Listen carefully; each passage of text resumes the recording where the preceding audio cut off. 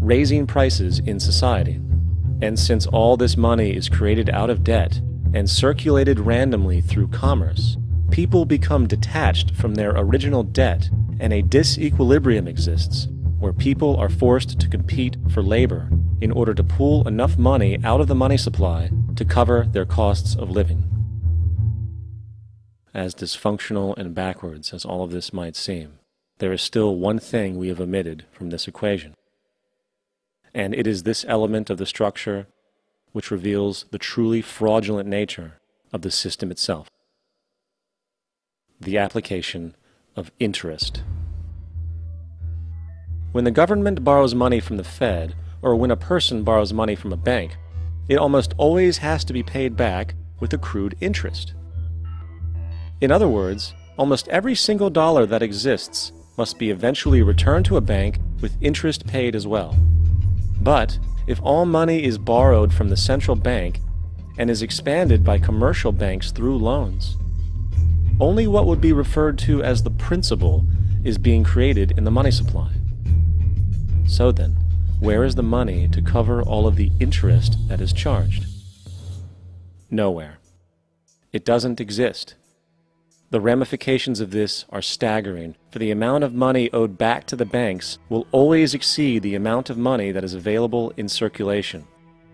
This is why inflation is a constant in the economy, for new money is always needed to help cover the perpetual deficit built into the system, caused by the need to pay the interest.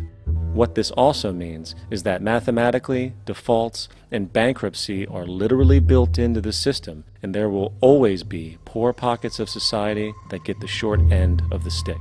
An analogy would be a game of musical chairs, for once the music stops, somebody is left out to dry. And that's the point. It invariably transfers true wealth from the individual to the banks. For if you are unable to pay for your mortgage, they will take your property. This is particularly enraging when you realize that not only is such a default inevitable due to the fractional reserve practice, but also because of the fact that the money that the bank loaned to you didn't even legally exist in the first place. In 1969, there was a Minnesota court case involving a man named Jerome Daly, who was challenging the foreclosure of his home by the bank which provided the loan to purchase it. His argument was that the mortgage contract required both parties, being he and the bank, each put up a legitimate form of property for the exchange. In legal language, this is called consideration. Mr. Daly explained that the money was, in fact, not the property of the bank, for it was created out of nothing as soon as the loan agreement was signed. Remember what modern money mechanics stated about loans? What they do when they make loans is to accept promissory notes in exchange for credits. Reserves are unchanged by the loan transactions, but deposit credits constitute new additions to the total deposits of the banking system.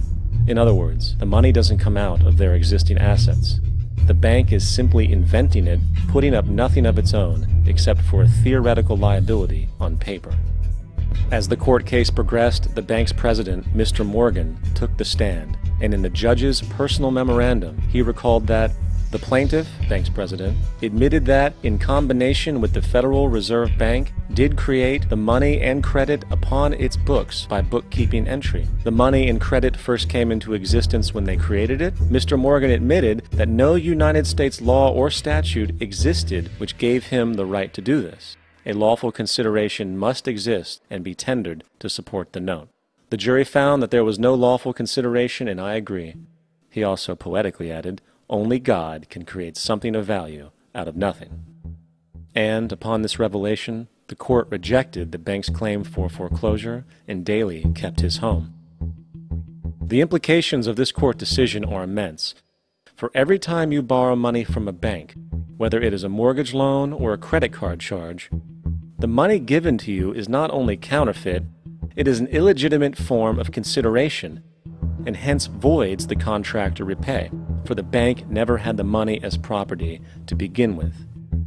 Unfortunately, such legal realizations are suppressed and ignored, and the game of perpetual wealth transfer and perpetual debt continues. And this brings us to the ultimate question: why? During the American Civil War, President Lincoln bypassed the high-interest loans offered by the European banks and decided to do what the Founding Fathers advocated, which was to create an independent and inherently debt-free currency. It was called the greenback.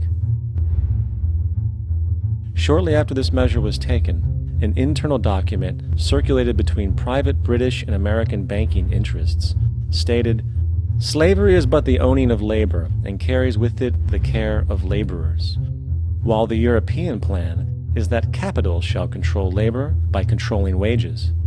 This can be done by controlling the money.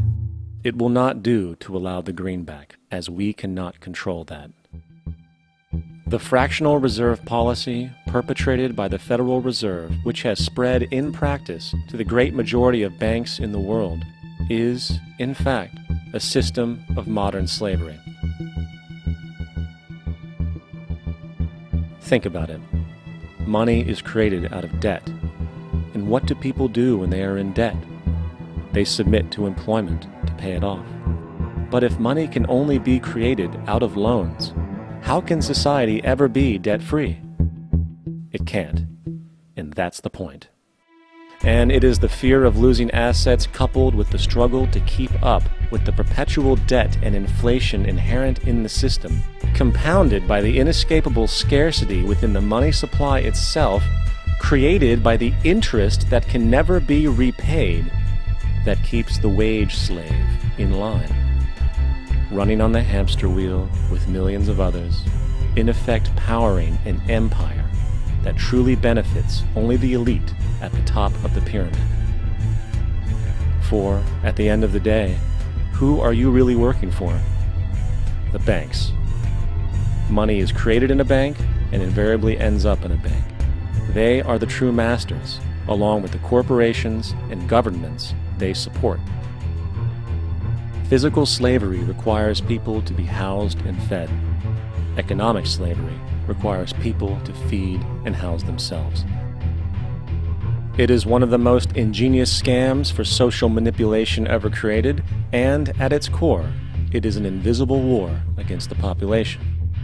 Debt is the weapon used to conquer and enslave societies, and interest is its prime ammunition. And as the majority walks around oblivious to this reality, the banks, in collusion with governments and corporations, continue to perfect and expand their tactics of economic warfare, spawning new bases, such as the World Bank and International Monetary Fund, while also inventing a new type of soldier, the birth of the economic hitman.